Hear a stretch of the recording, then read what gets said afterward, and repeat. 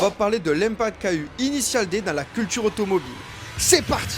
Quand Initial D est sorti en 1998, ça a été une claque internationale. Du drift en montagne, des batailles techniques et une AE86 devenue complètement légendaire. Et ce que beaucoup de monde oublie, c'est que l'anime a influencé de vrais pilotes. Des jeunes au Japon ont commencé à s'intéresser au drift grâce à Initial D. Et là du coup le prix des AE86 a complètement explosé au Japon. Le style de conduite montré dans l'anime a popularisé certaines techniques. Initial D n'a pas juste montré des voitures, il a donné envie. L'envie de conduire, l'envie de progresser, l'envie de comprendre la mécanique.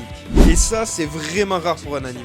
Évidemment que tout n'est pas réaliste à 100%, ça reste un animé, ça reste une fiction. Mais l'émotion, elle était vraie. Et quand un animé influence la vraie culture automobile, c'est qu'il a réussi quelque chose d'unique. Et aujourd'hui, regardez, on en parle encore. Pas juste par nostalgie, mais parce qu'il a laissé une trace. Et ça, peu d'animés peuvent le dire. Et toi, est-ce qu'Initial D t'a donné envie de conduire ou de faire du drift?